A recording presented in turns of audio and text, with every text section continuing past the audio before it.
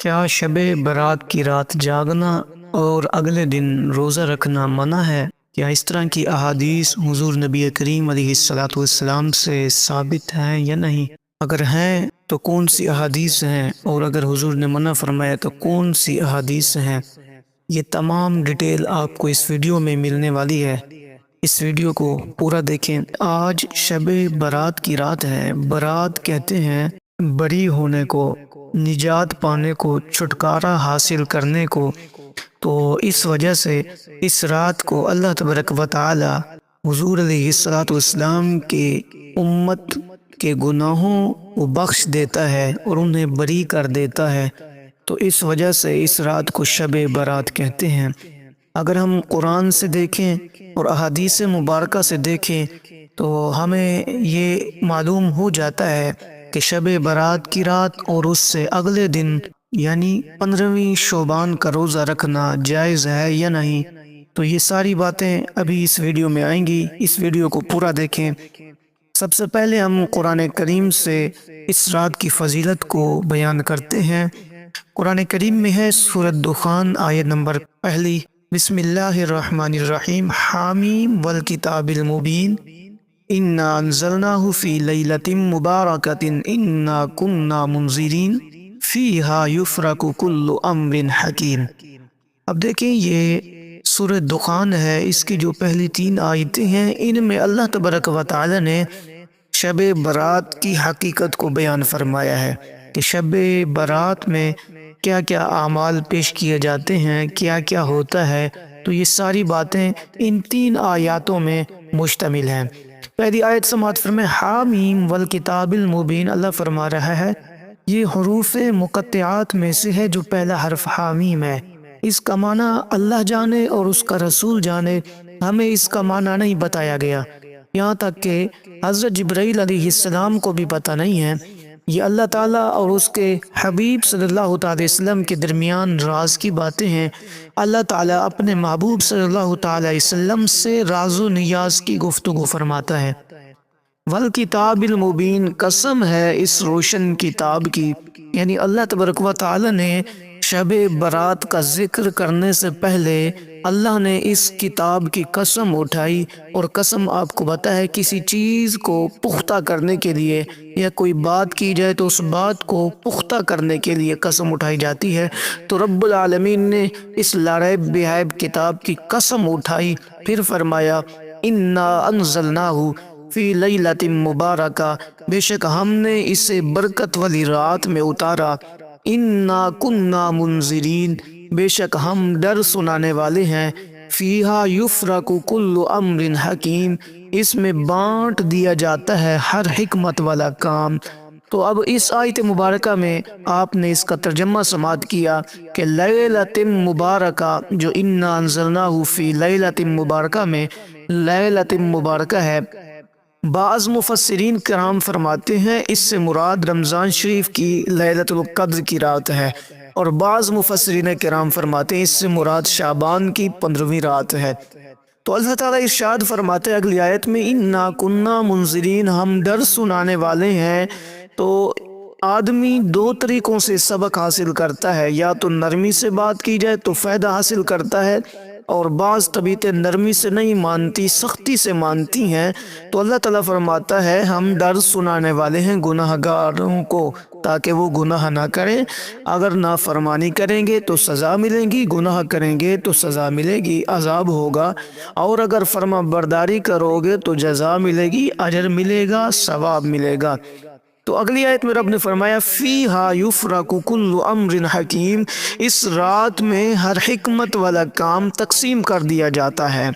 تو یہ آیت مبارکہ تھی قرآن کی روح سے جو ہم نے سماعت کی۔ اب ہم ذرا تفسیر سے اور تشریح سے یہ بیان کرتے ہیں کہ کیا واقعی شب برات کی رات عبادت کرنا جائز نہیں ہے، اس سے اگلے دن روزہ رکھنا جائز نہیں ہے یا جائز ہے؟ یہ تمام تر تفصیلات ابھی آ رہی ہے۔ دیکھیں شب برات، شب کے معنی فارسی میں رات کے ہیں، اور برات عربی کا لفظ ہے جس کے معنی لغت میں پاکیزگی اور بری ہونے کے ہے، اور نجات پانے اور چھٹکارا حاصل کرنے کے ہیں۔ عرف عام میں اسے شب برات کہا جاتا ہے چونکہ اس رات میں بے شمار گناہ گاروں کی بخشش ہوتی ہے۔ گناہگار انسان دوزخ سے نجات پاتے ہیں، دوزخ سے بری ہوتے ہیں، اس لیے اس رات کو شب برات کہتے ہیں۔ یہ شعبان کی 15ویں رات ہے۔ اور اس طرح اگر ہم یہ دیکھیں کہ شب برات کے اور بھی نام ہیں۔ شب برات کو لیلۃ المبارکہ بھی کہتے ہیں، لیلۃ الرحمہ بھی کہتے ہیں، اور لیلۃ السک بھی کہتے ہیں، اور لیلۃ البرات بھی یعنی نجات والی رات بھی کہتے ہیں۔ اگر ہم اس کی فضیلت کو دیکھیں تو ابن ماجہ مشکاہ شریف صفحہ نمبر 115 پہ یہ حدیث پاک موجود ہے، جس کے الفاظ ہیں: اذا کانت لیلۃ النصف من شعبان فقوموا لیلہا وصوموا یومہا فإن اللہ تبارک و تعالی ینزل فیہا الی آخرہ۔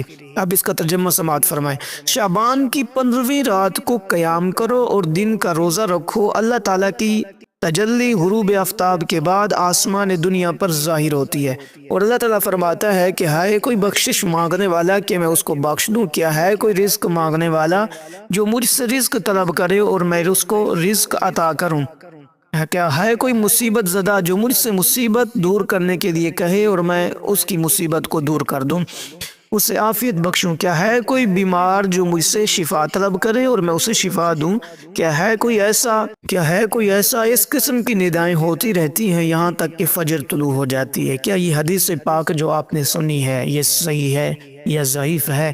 یہ ساری بات میں اس ویڈیو کے آخر میں یہ جو روایات بیان کر رہا ہوں میں وضاحت کے ساتھ بیان کر دوں گا کہ کیا یہ احادیث مبارکہ صحیح ہے یا ضعیف ہے۔ دیکھیں سرکار مدینہ صلی اللہ تعالی علیہ وسلم نے کیا اس رات میں عبادت کی ہے، حضور علیہ السلام سے ثابت ہے۔ تو ام المومنین حضرت عائشہ صدیقہ سے ایک روایت ملتی ہے، اس کی بھی میں وضاحت کے ساتھ آخر میں بتاؤں گا کہ یہ حدیث صحیح ہے یا ضعیف ہے، لیکن آپ یہ حدیث سماعت فرمائیں۔ ام المومنین حضرت عائشہ صدیقہ رضی اللہ تعالیٰ عنہ سے روایت ہے کہ سرکار مدینہ صلی اللہ تعالی وسلم نے رات کو اٹھ کر نفل پڑھنے شروع کیے اور بہت لمبا سجدہ کیا، اور اتنا لمبا سجدہ کیا یہاں تک کہ مجھے گمان ہوا کہ آپ کی روح قبض کر لی گئی ہے اور آپ کا انتقال ہو گیا ہے۔ میں نے جب یہ حال دیکھا تو میں گھبرا کر اٹھی اور جا کر آپ کے پائے اقدس کا انگوٹھا پکڑ کر زور سے ہلایا تو وہ ہلا۔ حضور صلی اللہ علیہ وسلم نے حرکت فرمائی تو میں لوٹ آئی۔ جب آپ نے سجدے سے سر اٹھایا اور نماز سے فارغ ہوئے تو آپ نے فرمایا: اے عائشہ، کیا تم کو یہ گمان ہو گیا تھا کہ نبی علیہ الصلوۃ والسلام تیری باری میں تیرے ساتھ وفادارانہ سلوک نہ کریں گے؟ فرمایا: جو آپ کا خیال ہے وہ میرا نہیں ہے۔ میں نے عرض کیا: یا رسول اللہ، خدا کی قسم ایسا نہیں ہے، لیکن آپ کے طویل سجدہ نے مجھے وفات کے خوف میں مبتلا کر دیا تھا۔ آپ کے دیر تک سجدے میں پڑے رہنے کی وجہ سے میں یہ سمجھنے لگی تھی کہ آپ اللہ کو پیارے ہو گئے ہیں۔ فرمایا: کیا تم جانتی ہو کہ یہ کون سی رات ہے؟ میں نے عرض کی: اللہ اور اس کے رسول بہتر جانتے ہیں۔ ارشاد فرمایا: اے عائشہ، یہ شعبان کی 15ویں رات ہے۔ اس رات میں عام بخشش ہوتی ہے، بے شمار لوگوں کی بخشش ہوتی ہے۔ بے شک اللہ تعالیٰ اس رات میں اپنے بندوں پر لطف و کرم کے ساتھ متوجہ ہوتا ہے، توبہ کرنے والوں کی توبہ قبول فرماتا ہے اور رحم چاہنے والوں پر رحم فرماتا ہے، اور کینہ رکھنے والوں کو اپنی رحمت سے ٹالے رکھتا ہے۔ جیسے وہ لوگ اللہ سے دور ہیں، اسی طرح اللہ تبارک و تعالی ان کو اس رات سے محرومی عطا فرماتا ہے۔ تو حضور علیہ الصلوۃ والسلام فرماتے ہیں اس رات میں اللہ تعالیٰ اپنے بندوں پر رحمت کے 300 دروازے کھول دیتا ہے۔ شعبان کی 15ویں رات فرشتوں کو آئندہ پورے سال کے لیے آرڈر دیے جاتے ہیں۔ اس رات کو پورے سال بھر کی اموات کا رجسٹر ملک الموت حضرت اسرائیل کے سپرد کر دیا جاتا ہے۔ اس میں نام لکھا ہوتا ہے، جگہ لکھی ہوتی ہے، موت کا وقت لکھا ہوتا ہے، فلاں آدمی نے کس وقت کس جگہ مرنا ہے۔ آدمی یہاں مکان تعمیر کرنے، شادی کرنے اور دوسرے دنیاوی کاموں میں مشغول ہوتا ہے، حالانکہ اس کا نام مردوں کی فہرست میں ہوتا ہے۔ تو پیارے دوستو، یہ ساری باتیں حقیقت اور تفصیل کے ساتھ میں آپ کو بیان کر رہا ہوں تاکہ آپ کو سمجھ آ جائے۔ شب برات میں اللہ تعالیٰ کی رحمتیں اور نعمتوں کی برسات ہوتی ہے۔ یہ رات ہمارے گناہوں کو بخشوانے والی اور ہماری ساری ضروریات کو پورا کرنے کے انتظامات کرنے والی رات ہے۔ یہ وہ مبارک رات ہے کہ عطا خدا نے کی ہے اور اس کی نشاندہی سرکار مدینہ نے کی ہے۔ اس رات پر جتنا یقین ہوگا اتنا ہی حضور کے ساتھ تعلق ہوگا۔ سرکار مدینہ صلی اللہ علیہ وسلم فرماتے ہیں باقی راتیں وہ ہیں جن میں آدھی رات کو رحمت کا ایک دروازہ کھلتا ہے، جس سے ولی، غوث، کتب، ابدال، زاہد، عابد جو آدمی رات کو جاگتے ہیں وہ رب تعالیٰ کی رحمتوں سے فائدہ اٹھاتے ہیں۔ لیکن شب برات میں آدھی رات تک انتظار نہیں کرنا پڑتا۔ شب برات میں شام ہوتے ہی رحمت کے 300 دروازے کھل جاتے ہیں۔ معلوم ہوتا ہے یہ 300 دروازے حضور کے گناہ گار امتیوں کے لیے کھلتے ہیں۔ عابدوں، زاہدوں کے لیے آدھی رات کو ایک دروازہ کھلتا ہے اور گناہ گاروں کے لیے شب برات میں 300 دروازے کھلتے ہیں۔ باقی راتوں میں گناہ گار عرض کرتے ہیں یا اللہ گناہ معاف کر دے، یا اللہ میری پریشانیاں دور کر دے، یا اللہ مجھے رزق عطا کر دے، میرے حال پر رحم فرما دے۔ باقی راتوں میں بندے مانگتے ہیں، وہ بے نیاز ہے، چاہے قبول کر لے یا چاہے قبول نہ کرے، لیکن شب برات میں دعا قبول کرنے والا خود کہتا ہے آئے کوئی مانگنے والا میں اسے عطا کر دوں۔ ادھر اللہ تعالیٰ کی رحمتوں کے دروازے کھلتے ہیں، آسمانوں کے دروازے کھلتے ہیں، جنتوں کے دروازے کھلتے ہیں، رحمت بارش کتنا برستی ہے۔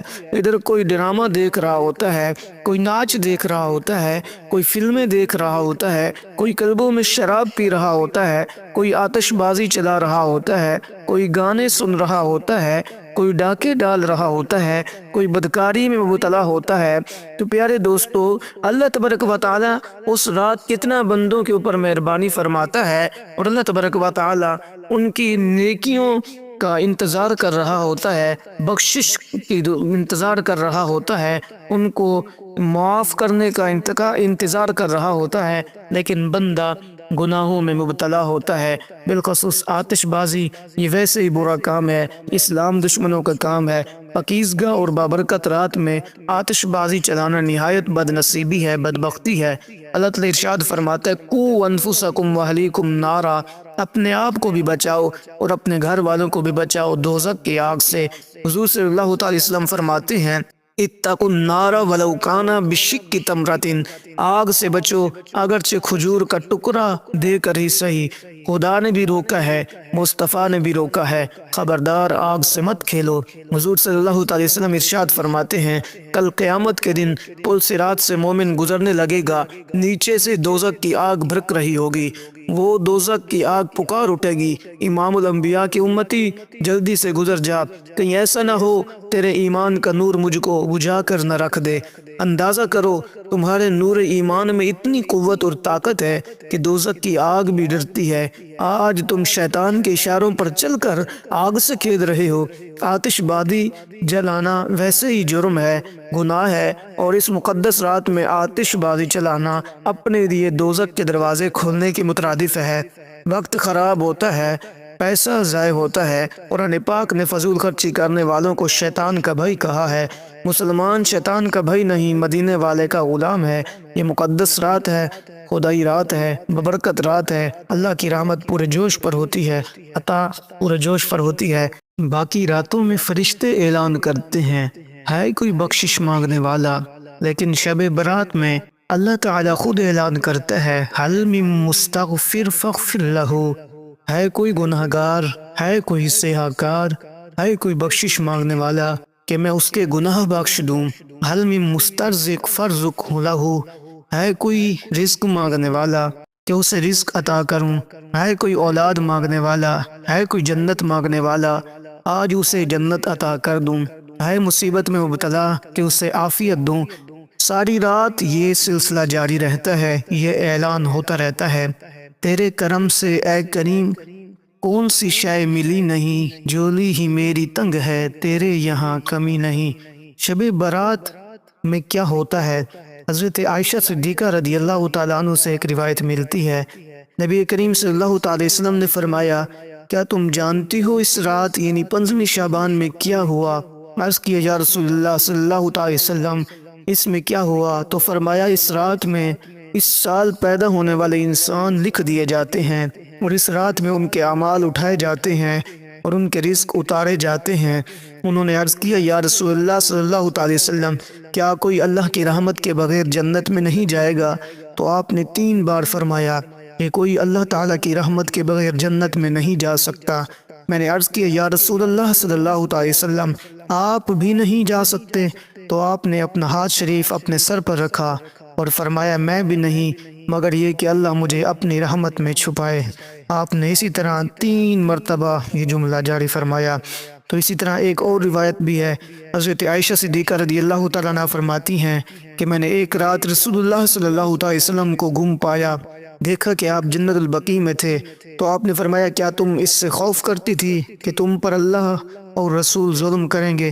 میں نے عرض کیا یا رسول اللہ صلی اللہ علیہ وسلم مجھے خیال ہوا کہ آپ اپنی کسی اور بیوی کے پاس تشریف لے گئے ہوں گے۔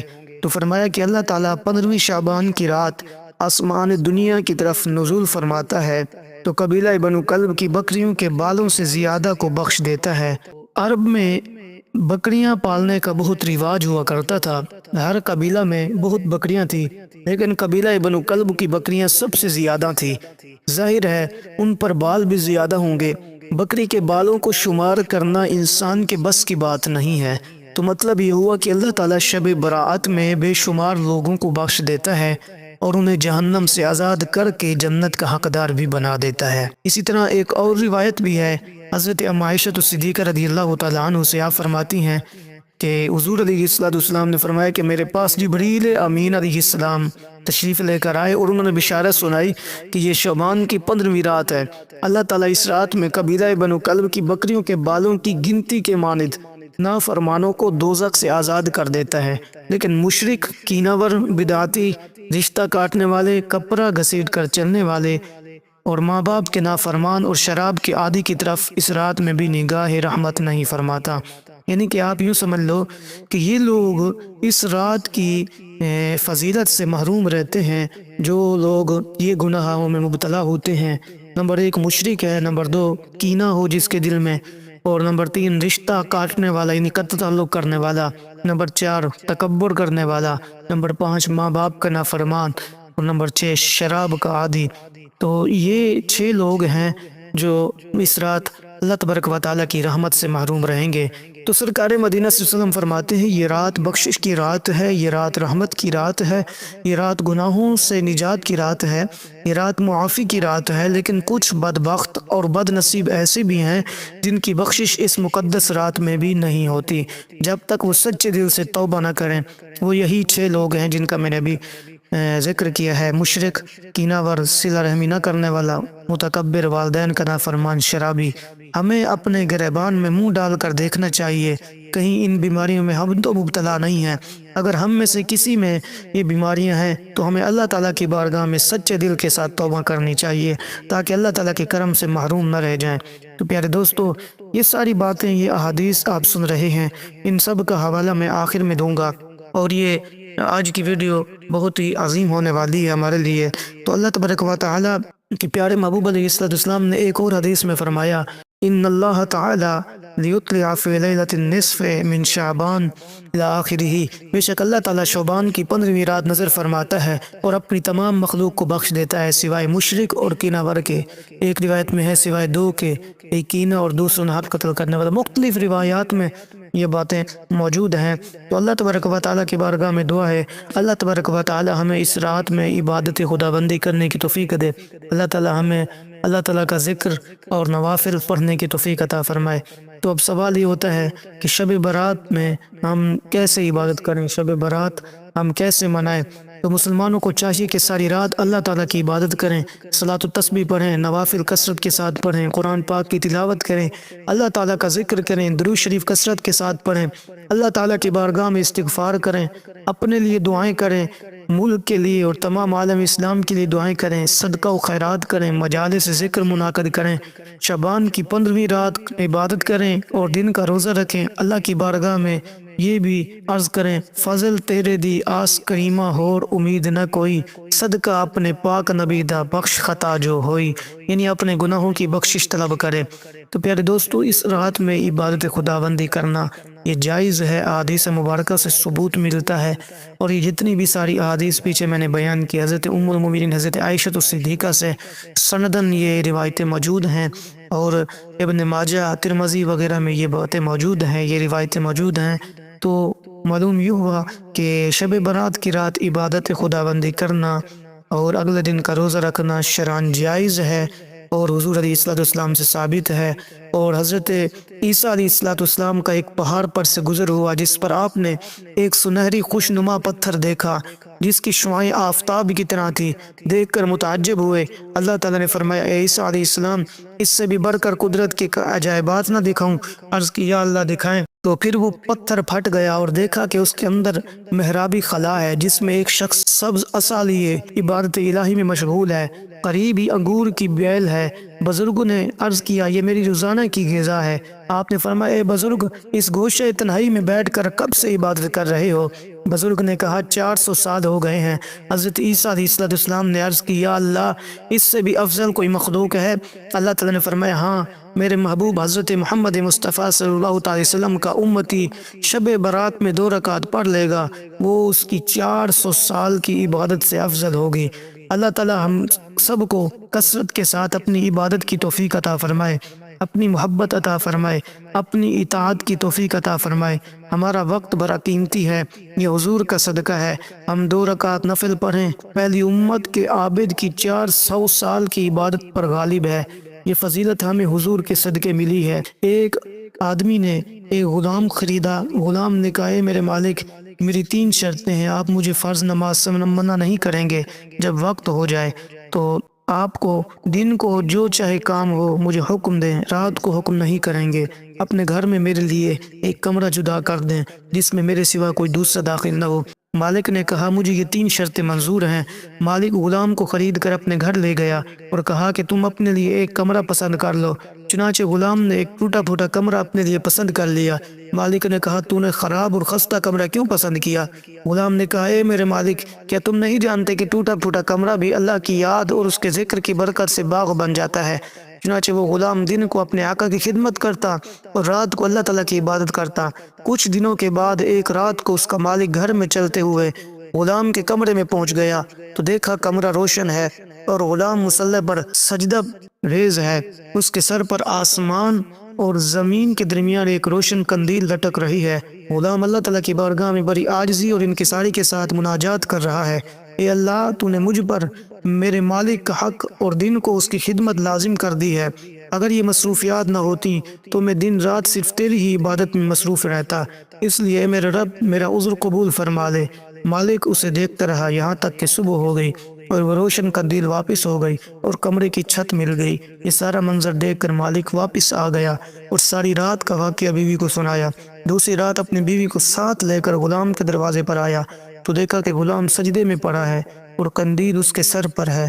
وہ دونوں کھڑے ہوئے یہ منظر دیکھتے رہے اور روتے رہے۔ آخر کار صبح ہوئی تو انہوں نے غلام کو بلا کر کہا تم اللہ کے لیے آزاد ہو تاکہ تم جو عذر پیش کر رہے تھے وہ دور ہو جائے اور تم یکسوئی کے ساتھ اللہ کی عبادت کر سکو۔ تو غلام نے اپنا سر آسمان کی طرف اٹھایا اور کہا یا صاحب السر ان السر قد ظہرا ولا ارید حیاتی بعد ما اشتہرا۔ اے صاحب راز، راز تو کھل گیا، اب راز کھلنے کے بعد میں زندگی نہیں چاہتا۔ بس اسی وقت غلام نیچے گرا اور اس کی روح کف سے عنصری سے پرواز کر گئی، اس دنیا فانی سے چلا گیا۔ تو پیارے دوستو کہنے کا مطلب یہ ہے کہ عبادت خداوندی میں جب بندہ مست ہو جاتا ہے تو اللہ تبارک و تعالی اس کو ہر قسم کی نعمتیں عطا فرماتا ہے۔ اس کے اوپر رب تبارک و تعالی کی رحمتیں ہر وقت برستی ہیں۔ تو آج کی رات میں پورے خلوص کے ساتھ اللہ کی عبادت کرو، پتہ نہیں پھر زندگی میں موقع ملے یا نہ ملے۔ شب برات بڑی مقدس رات ہے، بڑی بابرکت رات ہے۔ یہ رات اللہ تعالیٰ کے خزانوں کو لوٹنے والی رات ہے۔ اگر اس رات میں شب بیداری کر لی، اللہ تعالیٰ کا ذکر کر لیا تو ہمیشہ زندگی کامیاب ہو جائے گی۔ یہ رات سونے والی نہیں ہے، یہ رات جاگنے والی ہے، اپنے نصیب کو جگانے والی ہے۔ جو اس رات میں شب بیداری کرتا ہے اور اگلی شب برات کے آنے سے پہلے پہلے فوت ہو جاتا ہے تو اس رات کی شب بیداری کی وجہ سے اس کی قبر قیامت تک منور ہو جائے گی، قبر کی وحشت ہیبت دور ہو جائے گی، قبر جنت کا باغ بن جائے گی، تا حد نگاہ وسیع ہو جائے گی۔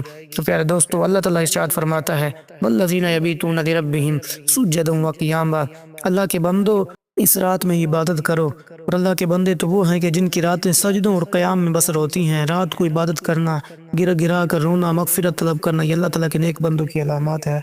تو پیارے دوستو ہمیں چاہیے کہ ہم اس رات میں زیادہ سے زیادہ عبادت خدا بندی کریں اور اللہ تبارک و تعالیٰ کو راضی کریں، جتنا ہو سکے اللہ تبارک و تعالیٰ کی بارگاہ میں سجدہ ریز ہو جائیں، اپنے گناہوں کی مغفرت طلب کروائیں، بخشش مانگیں، رزق مانگیں۔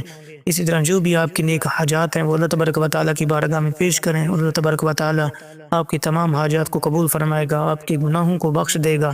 اور اس رات میں قرآن کی تلاوت کریں اور اگلے دن کا روزہ رکھیں۔